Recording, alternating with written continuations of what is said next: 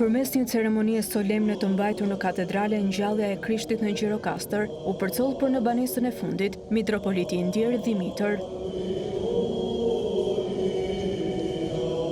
Me dhjetra besimtarë ortodoks u mblodhën në katedrale për t'i dhënë lamtumirën e fundit mitropolitit Dimitër, i cili ndërroi jetë 4 ditë më parë në spitalin e Janinës pas një komplikacioni shëndetësor. Mesha mortore u drejtua nga kryepeshkopi i Tiranës, Durrësit dhe i gjithë Shqipërisë, fërkllumturia e tij Johani, ndërsa në ceremoni morën pjesë të gjithë anëtarët e Sinodit të Shenjtë.